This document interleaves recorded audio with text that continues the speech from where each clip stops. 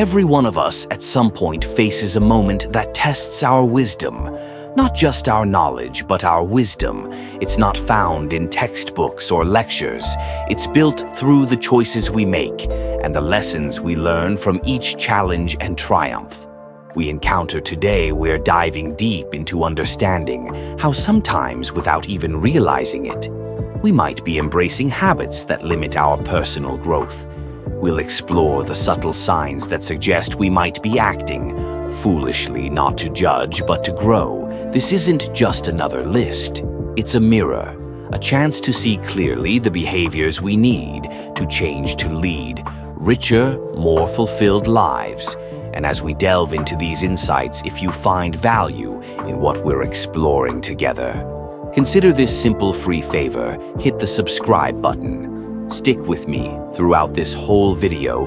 Don't skip any part, because each sign we discuss could be the key that unlocks a new door in your journey towards wisdom.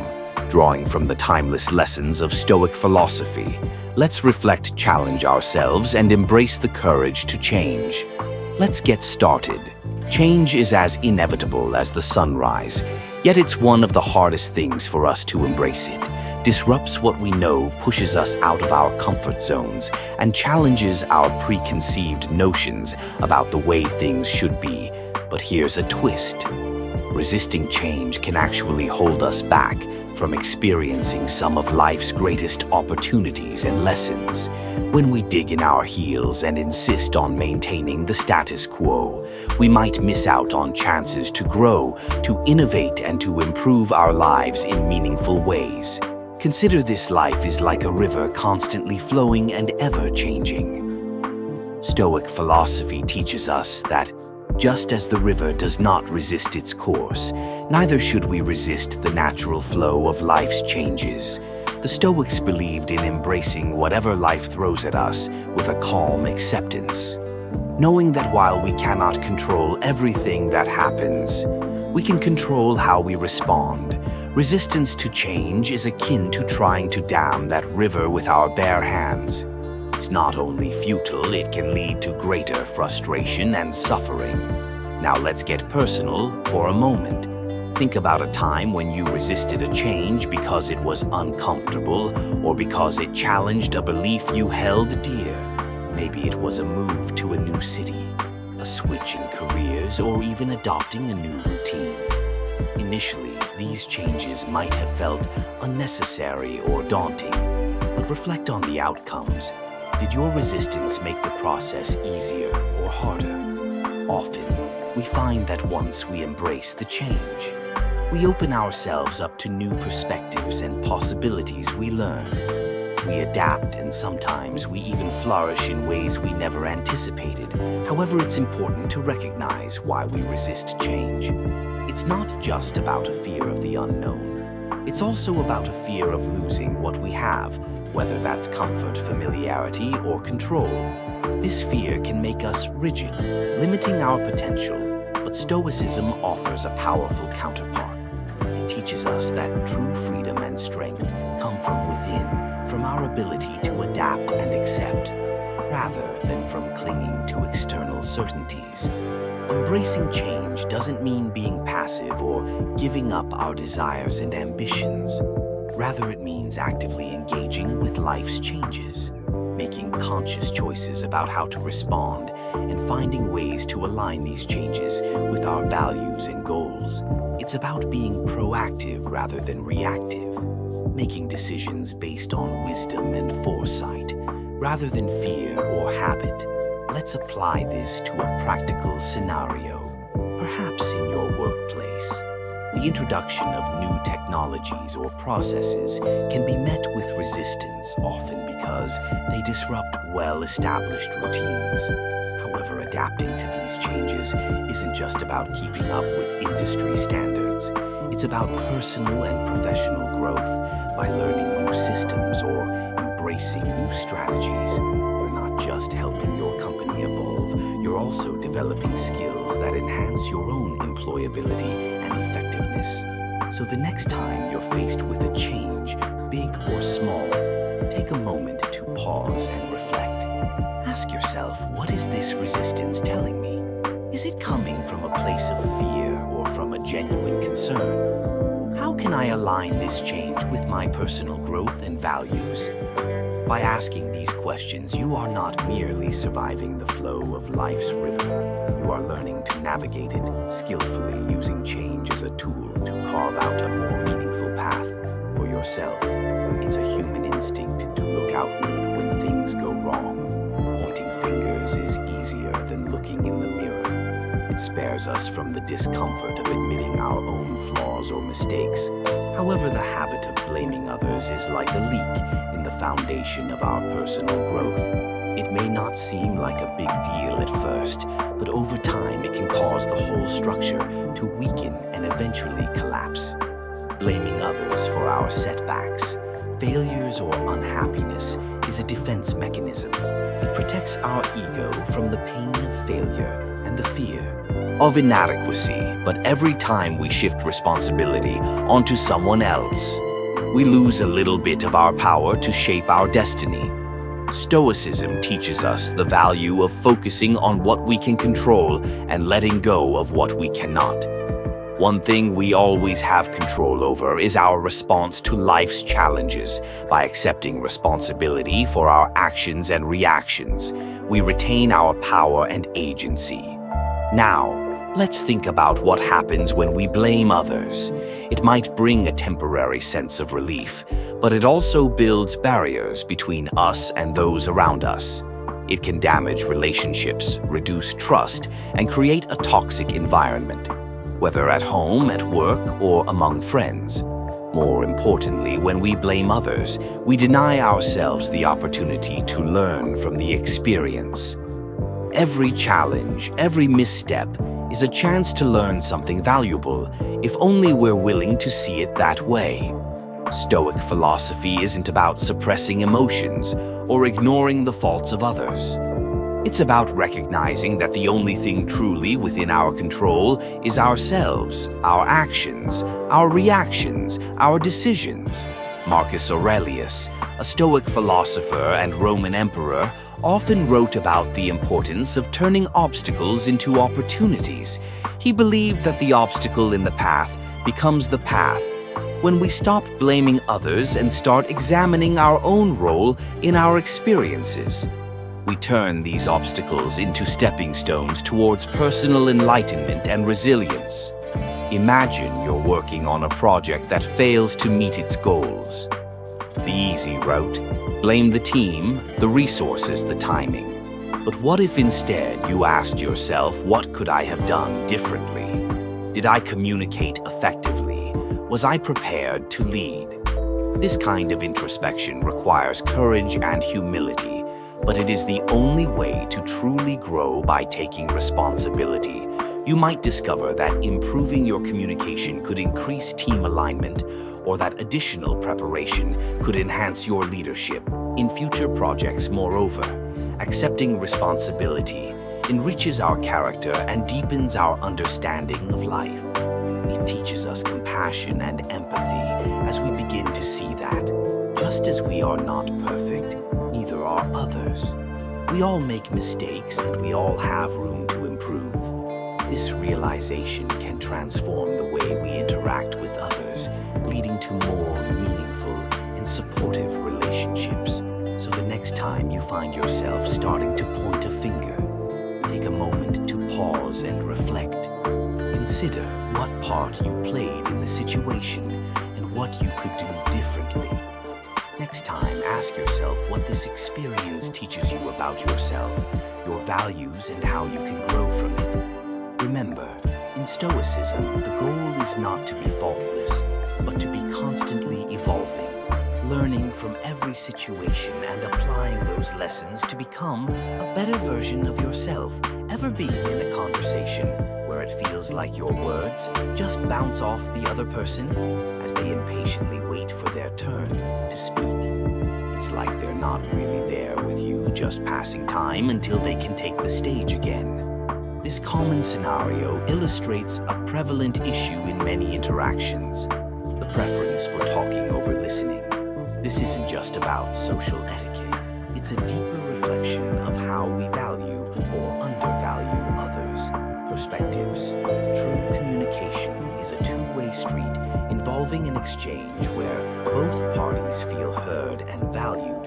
When someone consistently talks over others, it not only hinders this exchange but also blocks the growth and connection that come from genuinely listening. Stoic philosophy, with its emphasis on wisdom and virtue, regards the act of listening as a crucial component of learning and relationship building. For Stoics like Epictetus, it was clear that we have 2 ears and 1 mouth so that we might listen twice as much as we speak.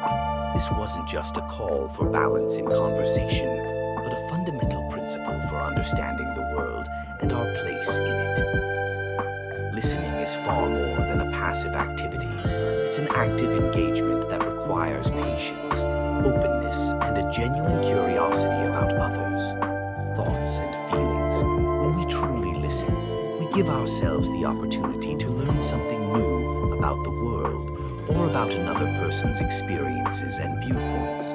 This not only enriches our understanding, but also strengthens our relationships. It signals to others that we value them and that their thoughts and feelings matter to us, fostering a deeper mutual respect. However, the inclination to talk over listening often stems from a desire to assert dominance or control. In a conversation, this can be especially tempting in situations where we feel insecure or believe we have something to prove. But Stoicism teaches us that true confidence comes from being secure enough in oneself to welcome and even seek out the viewpoints of others by embracing humility and the acknowledgement that we don't have all the answers. We open ourselves up to a broader spectrum. Of knowledge and experience.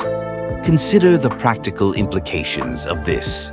In a professional setting, a leader who talks over their team may initially seem strong and decisive, but over time, this behavior can stifle creativity and initiative within the team. Members may feel undervalued and reluctant to share their insights, leading to a decline in team performance and morale. On the other hand, a leader who listens well is likely to foster an environment where ideas flourish and people feel personally invested in the outcomes of their collective efforts. So how can we practice better listening? It starts with intention before entering a conversation. Remind yourself of the value of what the other person has to say. Make a conscious effort to understand not just the words, but the emotions and experiences behind them. Ask questions, reflect back what you hear, and resist the urge to plan your next statement while the other person is speaking. These simple steps can transform your interactions, making them richer and more productive. Stoicism doesn't just call us to listen. It invites us to embrace silence as a form of wisdom. In silence, we are not absent, we are deeply present. We are giving the floor to the world around us, acknowledging that we are part of a larger dialogue, one in which every voice has value. This kind of listening can lead to profound revelations, not just about those we communicate with, but also about ourselves. Empathy is the quiet superhero of human interactions, the bridge that connects disparate experiences and forges understanding across divides. Yet when it's missing the gap it leaves can be profound, affecting every interaction we have. Lack of empathy isn't just about not understanding or sharing the feelings of others. It's a deficiency that can deeply impact our relationships, our workplaces, and our broader social environments. Stoicism, a philosophy grounded in virtue and logic, places a high value on developing empathy. The Stoics believed that to live a good life, one must understand the nature of human experiences, not just one's own, but also those of others. They saw empathy as a form of wisdom, a way to reach deeper truths about the human condition. Marcus Aurelius, a model of Stoic virtue, often wrote about seeing things from another's perspective. Emphasizing that understanding others helps us react to them with kindness and fairness. When we fail to empathize, we essentially navigate social situations blindfolded. We misinterpret intentions, overlook hurts, and generally mismanage our relationships. It can make us seem cold, detached, or uncaring, creating an emotional distance between ourselves and others. This isn't just about missing out on emotional connections. It can lead to practical consequences like conflict at work or strain in our personal lives. Let's consider a typical workplace scenario.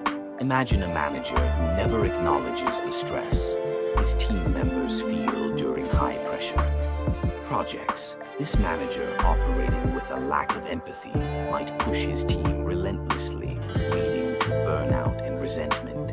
His inability to grasp and respond to the emotional state of his team not only diminishes morale, but can also decrease productivity and loyalty.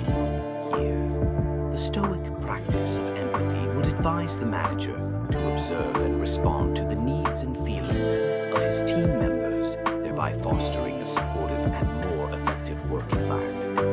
Empathy also plays a crucial role in leadership beyond just the everyday interactions. It allows leaders to understand the motivations of others, predict reactions, and plan. Accordingly, it's not just about being nice.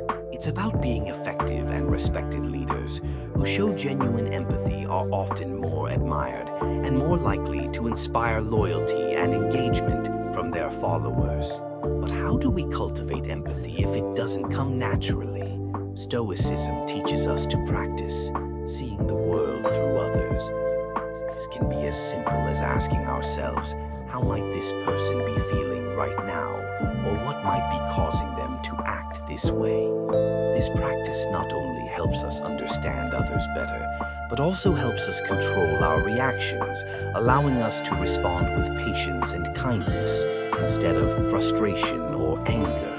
Another Stoic practice involves reflecting on our own experiences and recognizing that, just as we have felt pain, joy, or disappointment, so have others. This reflection helps us connect our feelings with those of others, making it easier to empathize. And when we recognize that others feel as we do, it becomes harder to dismiss or ignore their experiences. It's also important to listen actively, giving our full attention to what others are saying without planning our response or judgment. Listening in this way can be transformative, turning ordinary conversations into moments of real connection and understanding. Navigating the murky waters of fear and failure is something we all face. But it's how we handle these moments that defines our path forward. Fear of failure is a powerful force capable of stopping us in our tracks, urging us to play it safe or not to play at all. But let's unpack this a bit, because within this fear lies a paradox. While trying to protect ourselves from failure, we might also be barricading the door against potential success and growth. Stoic philosophy offers a compelling perspective on this. The Stoics taught that it's not events themselves that disturb us, but our interpretation of these events. Fear of failure then isn't about the actual failing. It's about how we view failure. If we see it as a catastrophe, that's exactly what it will feel like. But if we view it as a learning opportunity, it becomes a step towards wisdom. The Stoic approach encourages us to examine our thoughts and fears, critically asking ourselves what we truly fear about failing and whether those fears are justified by reality. Imagine for a moment the last time you hesitated to try something new or challenging. Was it because you were afraid of failing? Now think about what would have happened if you had failed. Would it have been as bad as you feared often? We realize that our fears are exaggerated and that even in failure, the consequences are manageable. More importantly, the act of confronting our fears can be incredibly empowering.